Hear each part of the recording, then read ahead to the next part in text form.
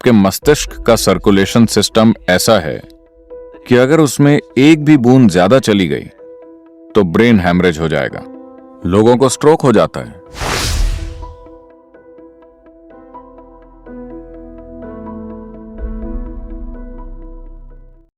अगर आपको प्यास नहीं लग रही, अगर आप पानी नहीं पीते तो आपको कुछ नहीं होगा, आप एकदम ठीक रहेंगे। सिर्फ अमेरिका में ठंडे मौसम में भी हर कोई एक बोतल लेकर घूम रहा है और लगातार पानी पी रहा है, क्योंकि मार्केटिंग करने वालों ने उन्हें बताया है कि उन्हें बहुत सारा पानी पीना चाहिए। बहुत ज्यादा पानी पीने से, खासकर अगर छोटे घूंट पिए जाएं, तो शरीर पानी सोख लेता है।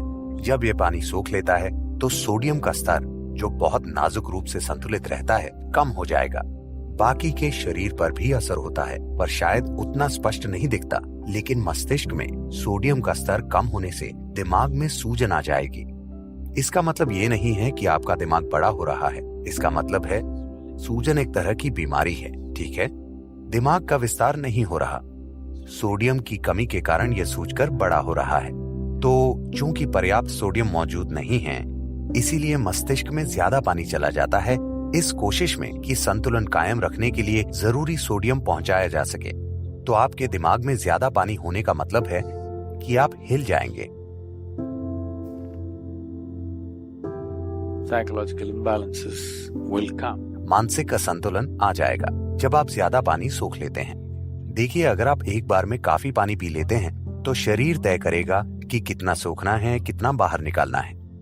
लेकिन अगर आप दिन भर थोड़ा थोड़ा पीते रहते हैं तो शरीर एक तरह से धोखा खा जाता है और उसे जितना चाहिए उससे ज्यादा पानी सोख लेता है।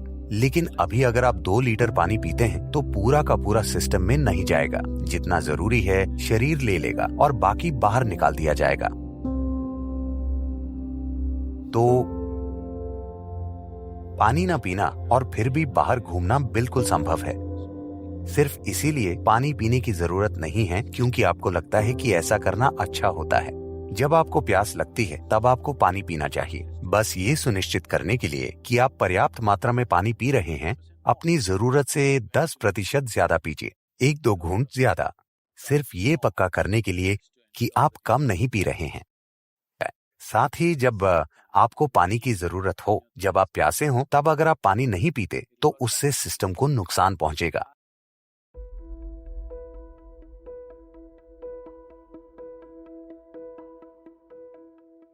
Right now, as you see societies get more and more affluent, they start eating worse and worse food. आज जैसे जैसे समाज ज्यादा से ज्यादा संपन्न हो रहे हैं, वो उतना ही बुरा खाना खा रहे हैं। भारत में गांव के लोग जिसे छूते भी नहीं हैं, बड़े शहरों में लोग वैसा खाना खा रहे हैं। वैसा भोजन यानी आज पश्चिमी समाज जो चीजें खा रहे हैं वो कम से कम 30 से 60 दिन पुरानी होती हैं। योग में भोजन को सात्विक, राजसिक या तामसिक मानते हैं। तमस यानी जड़ता। अगर आप तामसिक भोजन खाएंगे तो आप में जड़ता आ जाएगी। जड़ता का मतलब बस आलसी होना नहीं है। जड़ता यानी कुछ चीजें धीमी हो जाएंगी, यानी सिस्टम में पुनर्निर्माण जल्दी नहीं होगा। आज आप जानते हैं कि दिमाग से अच्छा काम लेने के लिए सबसे जरूरी यह है कि दिमाग में नए सेल्स या कोशिकाएं जीवन भर जल्दी बनती रहें। If you are consuming foods which are tamasic, अगर आप तामसिक भोजन खाते हैं जो आपके शरीर या आपकी ऊर्जा में जड़ता पैदा करता है, तो आप धीरे धीरे चीजों का अच्छे से अनुभव नहीं कर पाएंगे। सभी ये समझते हैं, तभी वो कोका कोला के प्याले या कॉफी या शराब या कुछ और पीते हैं, क्योंकि वो जानते हैं कि इसे संतुलित करना जरूरी है। तो ये संतुलन लाने का बचकाना तरीका है, यानी पहले गलत चीजें खाकर फिर उसे सही चीजों से ठीक करना। दुनिया में सबसे ज्यादा एंटासिड दवाइयां, दुनिया के लगभग 60% एंटासिड अमेरिका में बेचे जाते हैं, जहां दुनिया के सबसे अमीर लोग हैं। यानी वहां कई विकल्प हैं, वो बेहतरीन खाना खा सकते हैं, पर नहीं, वो सबसे खराब खा रहे हैं, क्योंकि कमर्शियल बिजनेस आपका भोजन तय कर रहे हैं। आप सचेत होकर कुछ नहीं खा रहे हैं। मान लीजिए लोग ताजा खाना खाने लगे। योग संस्कृति में अगर आप कुछ पकाते हैं तो उसे ज्यादा से ज्यादा 1.5 घंटे में खा लिया जाता है। 90 मिनट से पहले उसे खा लेना चाहिए। उसके बाद भोजन को नहीं छुआ जाता, क्योंकि उसमें तमस आने लगता है, यानी जड़ता होगी। आप प्रयोग करना चाहें तो कर सकते हैं। 1 सप्ताह तक ताजी चीजें खाएं और फिर कोई प्रोसेस्ड चीज खाएं जो 1-2 महीने तक रखी गई हो। आप शरीर में सतर्कता का स्तर देखेंगे, आप इसे खुद अनुभव कर पाएंगे। आपको पता है कि पृथ्वी में एक उत्तरी ध्रुव है और एक दक्षिणी ध्रुव है, यानी ये चुंबकीय केंद्र है। और आप ये भी जानते हैं कि धरती के पूरे भूखंड, whole continents, पूरे महाद्वीप धीरे धीरे उत्तर की ओर खिसक रहे हैं, वो चल रहे हैं।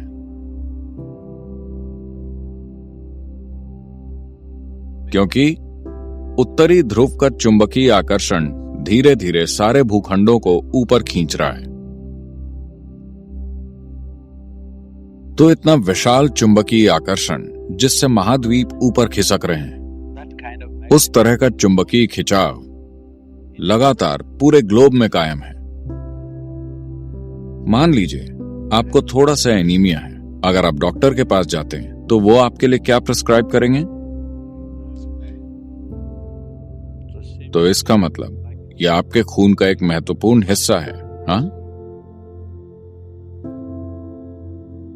तो अगर आपके शरीर में आयन तैर रहा है और मैं आपके सिर पर एक शक्तिशाली चुंबक लगा दूं, तो हो सकता है कि धीरे धीरे खून उस दिशा में जाने लगे, है ना? मान लीजिए कि ये चुंबक बहुत ही शक्तिशाली है, तो ये खून को धीरे धीरे ऊपर खींचने लगेगा, क्योंकि खून में आयरन मौजूद है। आपके शरीर की संरचना ऐसी है कि आपका दिल, जो सर्कुलेशन सिस्टम का पंपिंग स्टेशन है, वो 3/4 ऊपर की ओर है, न कि बीचों बीच। क्योंकि गुरुत्वाकर्षण की उल्टी दिशा में पंप करना मुश्किल है और गुरुत्वाकर्षण की दिशा में पंप करना आसान है, तो ये यहां है। आमतौर पर जो भी खून की नसें नीचे की ओर जा रही हैं, वो मोटी हैं, और जो नसें ऊपर की ओर आ रही हैं, वो काफी पतली हैं। यहां तक पहुंचते पहुंचते वो लगभग बाल की तरह पतली हो जाती हैं। इतनी बारीक कि आपके मस्तिष्क का सर्कुलेशन सिस्टम ऐसा है कि अगर उसमें एक भी बूंद ज्यादा चली गई तो ब्रेन हैमरेज हो जाएगा, लोगों को स्ट्रोक हो जाता है। तो अभी आप इस तरह हैं, अब आप ऐसे हो गए। पहले ही सिस्टम में थोड़ा सा असंतुलन है, क्योंकि दिल गुरुत्वाकर्षण के प्रतिरोध को ध्यान में रखकर पंप कर रहा था। अब अचानक गुरुत्वाकर्षण का प्रतिरोध नहीं रहा, आप इस तरह हो गए और अब आप अपना सिर उत्तर की ओर कर लेते हैं। धीरे धीरे खून आपके मस्तिष्क की ओर खींचता है।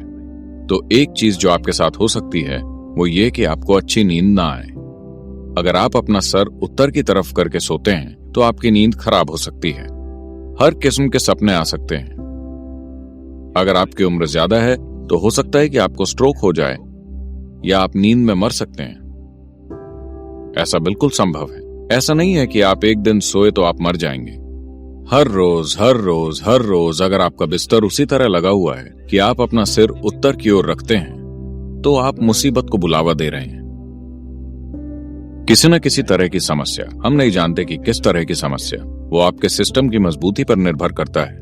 अगर ये बहुत कमजोर है तो आप मर सकते हैं, या आपको स्ट्रोक आ सकता है, या बस आपकी नींद अशांत हो सकती है, या बुरे सपने आ सकते हैं, या दिन के दौरान आप अजीब हरकतें करेंगे।